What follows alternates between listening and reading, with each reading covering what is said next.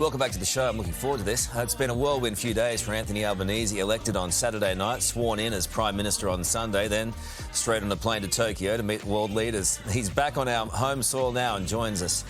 Good morning to you, Prime Minister. On behalf of us all here at Today Show and our viewers, congratulations. Good morning, Karl. It's great to be back on the Today Show. It's been a little bit of time, a week or so. With a different title. That's it. Very different title, different life. Can you talk us through the last 5 days? Wow.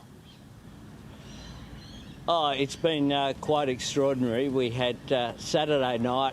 I had at my place, I'm here in Marrickville, and I had a very small group of people there, 3 people from my office, Tim Gartrell, my chief, Liz, the head of my media operation, Katie Connolly, who was doing the strategy, and I had Jody, of course, was there. My son Nathan was the most nervous in the room. Wow. And Penny Wong.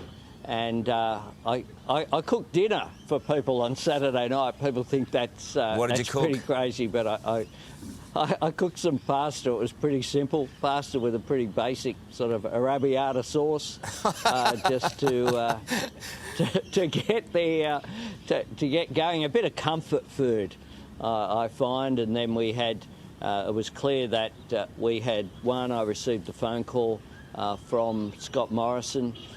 Conceding the election, and we went to Canterbury Helston Park RSL. I was determined to not go to one of the big city hotels.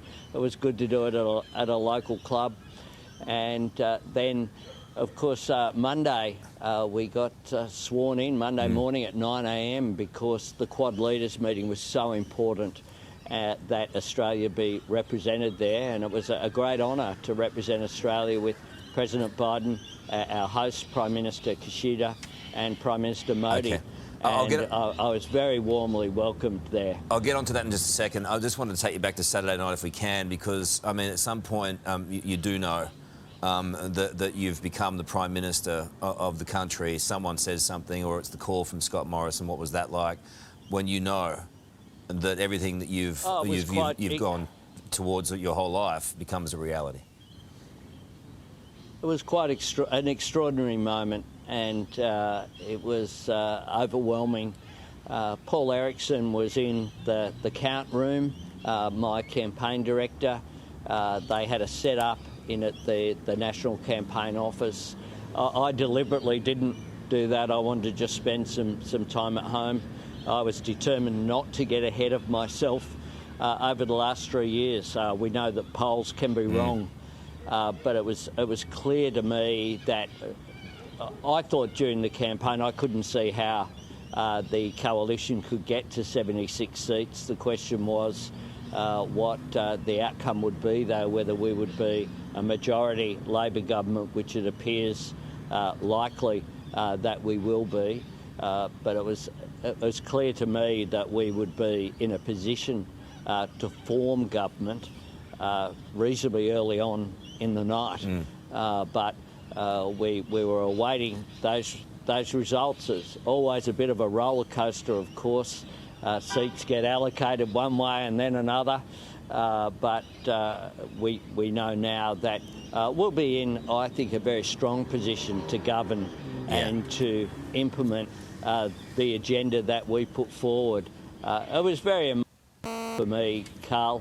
It was emotional thinking about my journey in life, which, when you grow up the way that I did with a single mum in public housing, the expectation on your career path is not to rise to the position of Prime Minister.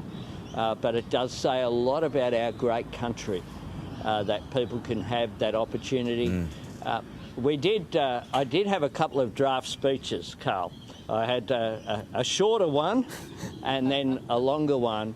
And in the end, I sat on the lounge and I basically dictated the speech that I gave, not word for word, of course, but pretty close to it. I dictated with Katie Connolly was actually sitting on the floor with a laptop just typing it in. Wow. Because I wanted it to be my voice when I stood up at the RSL. I wanted it to be my voice that was out there. I hope that one of the tasks of being Prime Minister will be to stay authentic. The 3 years that I was leader of the Labor Party from opposition, I tried to make sure that, you know, I am who I am. As you know, Karl, we've known each other for a long period of time, and I think that was important, that it be my voice on Saturday night. And it was. You know, you're 100% right. I mean, I just can't imagine the emotions there. Also, your mum looking down, I would imagine that would have been something you thought of as well. And then, absolutely. Last night, Karl, when I touched down from Tokyo, yesterday was the 20th anniversary of my mum's death. Oh. And I travelled last night out to the cemetery to see her and have a chat. Oh, man. It was a big deal. Oh, man. Thank you for sharing that. That's a big deal. And those emotions would have been it was a private moment. Yeah. I went by myself, but I just felt like, you know, I hope that it gives people out there, whether they be single mums or people going through difficulties in life and their children, I hope that my journey does give people a bit of an uplift, you know, because it's not about me. No one gets there, as I said on Saturday night, no one gets there by themselves. You get there because people believe in you, because people provide you with support.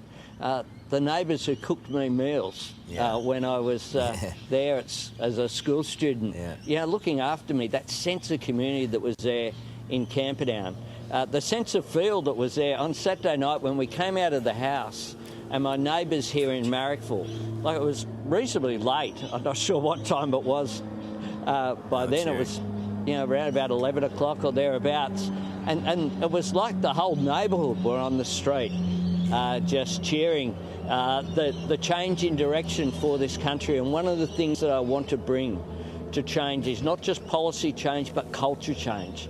I want to change the way that politics operates in this country. I want it to be more inclusive. I want it to be more respectful. Look, I've got a little bit of time left with you, and I'm going to utilise it in a very long way. So sorry for the delays for everyone out there. Here's a kid from Marrickville. You stand up. You're named as Prime Minister, sworn in as Prime Minister, in front of Jodie and in front of your boy, Nathan. That journey alone is worth talking about at some other point.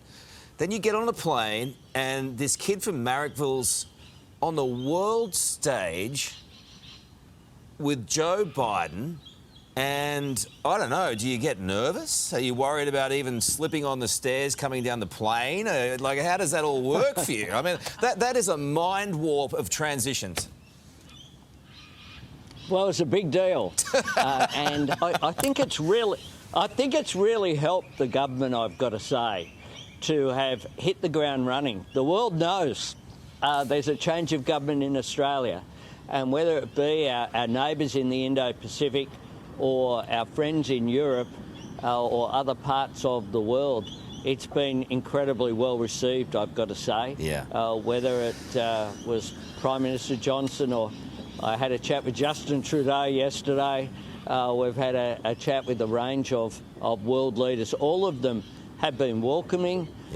They've been very supportive of the message that we've sent out that Australia will now join global action on climate change, and I look forward to re-engaging. The next visit will be up to Indonesia, and that will be important as well. The news is pressing very heavily over my shoulders, but a couple of quick ones as Prime Minister. Look, China's obviously an issue. They've already thrown shade on Japan in the last 24 hours. Is Penny Wong enough to stop Beijing signing a deal with 10 more Pacific nations potentially signing up? Well, these are sovereign nations, of course, and this has been well underway. And the truth is that the government dropped the ball. There was a submission last year, we know now, for increased aid, for example, to the Pacific from the Foreign Minister, Maurice Payne, supported by the Department of Foreign Affairs and Trade, that was rejected by the government. It's extraordinary. It's very clear that China is seeking to extend its influence into what has been since the Second World War, the region of the world where Australia has been the security partner of choice.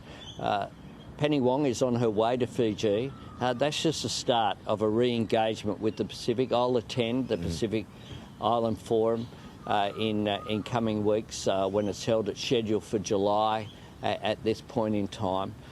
It's important that we implement as well. We put forward a comprehensive policy on Pacific re-engagement at the election. We'll set about implementing that as a matter of urgency and reaching out to our Pacific Island friends and making sure that they know that Australia wishes to continue to be the security partner of choice, but also partners in dealing with their economic growth and with climate change. Would it surprise you if I got a message from your son Nathan saying, let's get on the cans at Kirribilli now that Dad's got the keys? That's very possible, mate. That's very possible. It didn't happen. He's a good lad. Yeah. He did have. He was a bit nervous on Saturday night. He had a couple of beers before we headed off to the RSL. The rest of us were being very responsible. It's got to be said, in spite of the pressure that was there on Saturday. But he's a good lad. But I'm not sure I want you and I'm not sure the world is ready for Karl and Nathan to get together on the cans. It's not. You can't stop progress. Thanks, PM. All the very best. Thank you. All right, let's get the news. Sorry I'm late. Alex. I, for one, would like to say that.